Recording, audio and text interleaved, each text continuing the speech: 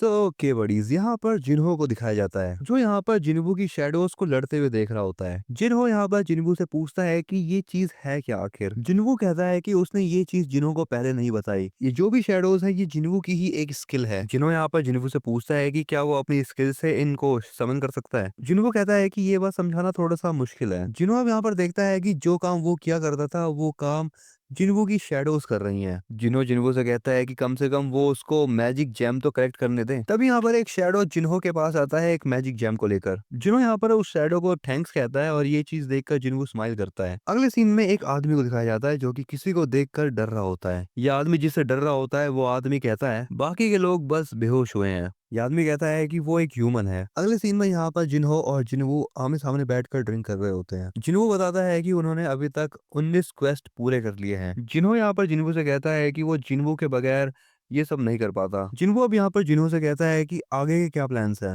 जिन्हो बताता है कि उसको एक रिटन टेस्ट देना पड़ेगा जिसके बाद उसको गिल्ड मास्टर का लाइसेंस मिलेगा। एंड इसके बाद अब वो जिन्हो के बारे में पूछता है। जिन्हो कहता है कि अब ये हो सकता है कि जिन्हो जिन्हों को कुछ दिनों तक कांटेक्ट ना कर पाए क्योंकि उसको कहीं पर जाना है। जिन्हों यहाँ पर जिन्हों से कहता है कि अगर जिन्हों को जिन्हों अनोइंग लगता है तो वो सीधा सीधा कह सकता है। जिन्हों बताता है कि उसका एक भाई है जो कि उससे 10 साल बड़ा है लेकिन उसका बड़ा भाई उसको पसंद नहीं करता। और अगर बात करें जिन्हों की तो जिन्हों ने जिन्हों की लाइफ बचाई और बहुत मदद भी करी है। जिन्हों कहता है कि अगर जिन्हों उसका बड़ा भाई होता तो कितना अच्छा होता। ये सुनने के बाद जिन्हों से कहता है कि आज से तुम मेरे छोटे भाई हो। और ये सुनने के बाद जिन्हों काफी ज्यादा इमोशनल हो जाता है। अब अगले सीन में हमें फिर से ये आदमी दिखाया जाता है जो कि एक जगह पर बंद रखा है। बाहर यहाँ पर कुछ लोग बात कर रहे होते हैं कि जो अंदर बैठा आदमी है वो विदेशी जहाँ का हंटर है। और यह आदमी 10 साल से एक गेट के अंदर बंद था जिसके बाद उसको एक ऐसा गेट मिला जो कि सीधा यूएसए में खुला।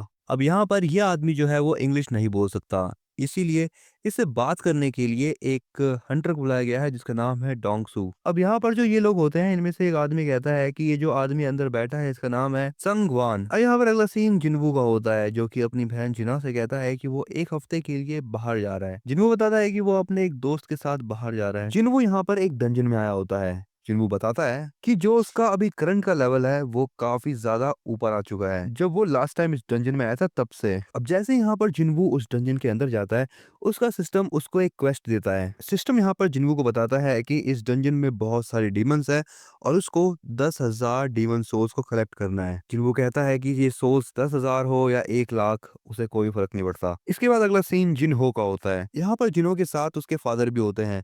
जिन्हो के फादर जिन्हो से कहते हैं तो तुम मुझे कह रहे हो कि मैं गिल्ड तुम्हें दे दूं। जिन्हो कहता है हाँ। जिन्हो के फादर उससे कहते हैं कि तुम्हें जिन संघ का प्लान पता है तब भी तुम ये कर रहे हो। जिन्हो कहता है कि जिन संघ का प्लान है किसी आउटसाइडर को गिल्ड मास्टर बना देना जो कि अपनी कंपनी के लिए बहुत ज्यादा रिस्की है। जिन्हो के फादर कहते हैं संग जिनवू जिसकी वो बात कर रहा है डबल डंजन इंसिडेंट डोंगसुक की टीम को खत्म करना और उसके बाद जितनी भी चीजें हुई है उसमें जिन्वू को कुछ भी नहीं हुआ। जिन्होंने जितने भी रेड मिशन ऑर्गेनाइज करे उन सभी में जिन्वू गया था और कुछ दिनों पहले जो रेड गेट इंसिडेंट हुआ था उसमें भी जिन्वू ही सबको बचा कर लाया। जिन्हो के फादर यहाँ जिन्हो से कहते हैं कि उसको गिल्ड मास्टर का लाइसेंस मिला खाली जिन्वू की वजह से और जिन्हो चाहता है कि वो गिल्ड जिन्हो को मिल जाए। इतनी सारी बातें सुनने के बाद भी यहाँ पर जिन्हो कहता है कि उसको वो गिल्ड चाहिए। जिन्हो के फादर कहते हैं कि उसको गिल्ड मिल जाएगा लेकिन एक कंडीशन है। जिन्हो के फादर कहते हैं कि रेड गेट इंसिडेंट के बाद हमें ऐसे सुनने में मिला है कि जो व्हाइट टाइगर गिल्ड वाले हैं वो जिन्वू को अपने साथ मिलाना चाहते हैं। जिन्हो के फादर यहाँ पर जिन्हो से कहते हैं कि वो जिन्वू को अपनी टीम में ले ले, वो जिन्वू को मनाएगा। इसके बाद दूसरा सीन जिन्वू का होता है। जिन्वू ने यहाँ पर बहुत सारे डीमंस को खत्म कर दिया होता है लेकिन वो उनकी शैडो को एक्सट्रैक्ट नहीं कर पा रहा। तभी यहाँ पर जिन्वू के सिस्टम पे एक अपडेट आता है। सिस्टम उसे बताता है कि ये चीज जो है वो उसके ऊपर वाले फ्लोर में जाने का परमिट है। सिस्टम बताता है कि अगले फ्लोर पे जाने के लिए उसे मैजिक टेलीपोर्टेशन सर्कल का यूज करना होगा जिसके लिए उसे परमिट मिला है और वही परमिट का यूज वो उस सर्कल पे करेगा। जिन्वू बताता है कि ये डंजन बहुत बड़ा है और चलने से हो सकता है कि वो थक जाए, इसीलिए वो आइस बियर के बॉस को समन कर देता है। जिन्वू यहाँ पर उस बियर के ऊपर बैठ जाता है और उनके सामने बहुत सारे डीमंस होते हैं। एक एक करके वो बियर उन सभी डीमंस को खदेड़ देता है। ये चीज देखकर यहाँ पर जिन्वू उस बियर का नाम टैंक रख देता है। अगला सीन चाहे इनका होता है। वो यहाँ पर स्विंग करके बाहर निकली है और काफी लड़कियां उनकी तारीफ कर रही हैं। चाहे इन यहाँ पर चॉय से की गई बात को सोच रही होती है। चाहे इन चॉय से कहती है कि उस एंड वाली बात को पब्लिक में क्यों नहीं बता दिया जाए। चॉय बताता है कि ये एसोसिएशन का ऑर्डर है। चॉय बताता है कि हंटर एसोसिएशन वालों का मानना है कि अगर ये बात पब्लिक को बता दी जाएगी तो पब्लिक में हंगामा फैल जाएगा। अगला सीन यहाँ पर फिर से डंजन का ही होता है। जिन्हों कहता है कि यहाँ पर जो भी डीमंस हैं वो सारे के सारे बी रैंक डीमंस हैं और शायद बी रैंक से ऊपर। हमें यहाँ पर दिखाया जाता है कि जिन्वो यहाँ पर बहुत तेजी से डीमन सोल्स को कलेक्ट करता हुआ जा रहा है और देखते ही देखते यहाँ पर जिन्वो 10,000 सोल्स को कलेक्ट कर लेता है। अब जिन्वो यहाँ पर चल रहा होता है, उसको चलते हुए यहाँ पर एक बहुत बड़ा सा डीमन दिखता है, उसकी एक छोटी सी आर्मी। तभी यहाँ पर जिन्वो भी अपनी शैडो आर्मी को समन कर लेता है। जिन्वो देखता है कि इस डीमन का नाम रेड कलर में है, इस डीमन का नाम है वल्कन। अगला सीन सांगमिन का होता है, उसके साथ यहाँ पर हीजिन भी होती है। हीजिन कहती है कि जिन्वो घर पर नहीं है। सांगमिन बताता है कि अभी घर पर बस जिन्वो की बहन है और उसको बस इतना ही पता है कि जिन्वो किसी ट्रिप पर गया है और उसने हाल फिलहाल में किसी रेड मिशन पर भी पार्टिसिपेट नहीं किया। सांगमिन कहता है कि एसोसिएशन को भी नहीं पता कि जिन्वो अभी कहाँ पर है। जिन्वो की जो लास्ट लोकेशन थी वो अर्बन एरिया के बिल्कुल सेंटर में थी। ये सुनकर हीजिन चौंक जाती है और वो सांगमिन से पूछती है कि उसको इतना सब कुछ कैसे पता। सांगमिन कहता है कि ये तो बस उसका काम है। अगला सीन यहाँ पर जिन्वो का होता है। जिन्वो अपनी शैडो आर्मी से कहता है कि वो जो बड़ा बॉस है उसको मेरे लिए छोड़ दो और बाकी जो भी है वो लोग तुम संभाल लो। ये कहने के बाद यहाँ पर जिन्वो की शैडो आर्मी और उस डीमन की आर्मी में लड़ाई हो जाती है। जिन्वो यहाँ पर नोटिस करता है कि जो वो सबसे बड़ा मॉन्स्टर है वो बिल्कुल भी हिल नहीं रहा अपनी जगह से। जिन्वो ये भी सोचता है कि अगर वो मॉन्स्टर अपनी जगह से पहले नहीं हटेगा तो जिन्वो उसके ऊपर जाके अटैक कर देगा, लेकिन वो मॉन्स्टर बहुत ज्यादा फास्ट होता है और वो जाके सीधा शैडो आर्मी पर ही अटैक कर देता है। ये चीज देखकर यहाँ पर जिन्वो को बहुत ज्यादा गुस्सा आ जाता है और वो एक ही पंच में उस मॉन्स्टर को बहुत दूर फेंक देता है। जिन्वो भी यहाँ पर ये चीज देखकर हैरान हो जाता है क्योंकि वो सोचता है कि उसने बस एक ही पंच मारा था और वो इतना दूर जाके कैसे गिरा। जिन्वो सोचता है कि क्या उसने स्ट्रेंथ में अपने बहुत ज्यादा पॉइंट्स लगा दिए हैं क्या। बट तभी यहाँ पर ये मॉन्स्टर बहुत जोर से चिल्लाता है, वो जिन्वो के ऊपर अटैक करने के लिए भागता है।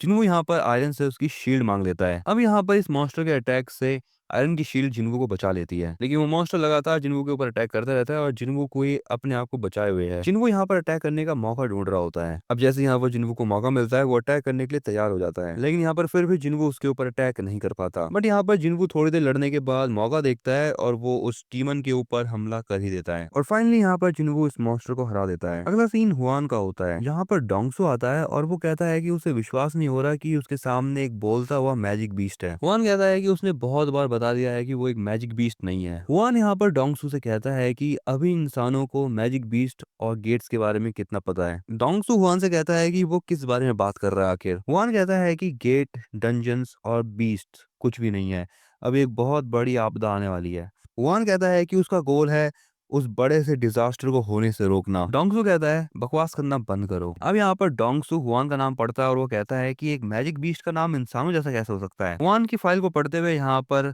डोंगसू को पता चल जाता है कि हुआन की एक वाइफ है और 2 बच्चे हैं। डोंगसू यहाँ पर हुआन से पूछता है कि क्या उसको उसके बेटे का नाम अभी भी याद है। हुआन कहता है कि उसके बेटे का नाम जिनवू है। डोंगसू हुआन से कहता है कि उसका बेटा जिनवू पहले ही मारा जा चुका है। ये बात सुनने के बाद हुआन जो है वो डोंगसू की ऐसी की तैसी करने के लिए तैयार हो जाता है। इसके बाद अगला सीन जिनवू का होता है। वो यहाँ पर एक जगह बैठा होता है और एक डीमन से कहता है कि ये बैटल वन साइडेड है और ये कहने के बाद जिनवू उस डीमन को खत्म कर देता है। सिस्टम बताता है कि गाइड ऑफ सोल्स को जिनवू ने खत्म कर दिया है। अगला सीन यहाँ पर फिर से इंसानी दुनिया का होता है, जहाँ पर कुछ लोग बात कर रहे होते हैं कि उन्होंने सुना था कि जब 2 एस रैंक हंटर फाइट करते हैं तो उनके आसपास का एरिया जो है वो डिस्ट्रॉय हो जाता है। यहाँ पर दिखाया जाता है कि डोंगसू जो है वो बहुत ही खस्ता हालत में है। अगला सीन यहाँ पर फिर से जिनवू का होता है और जिनवू का जो खाना है वो खत्म हो चुका है। वो कहता है कि वो अपनी सप्लाईज के साथ बस इतना ही आगे आ सकता था और अभी जो जिन्वू है वो 75th फ्लोर पर है, जिसका मतलब ये है कि अभी 25 फ्लोर्स बाकी हैं। जिन्वू बताता है कि उसे कुछ आइटम्स मिले हैं और यहाँ पर जिन्वू ने एक क्वेस्ट रिवॉर्ड को भी चूज करा है जिसके अंदर उसको एक की मिली है, लेकिन अभी सिस्टम को नहीं पता है कि ये की कहाँ यूज होगी। जिन्वू बताता है कि उन्हें इन सारी चीजों का कोई मतलब नहीं है,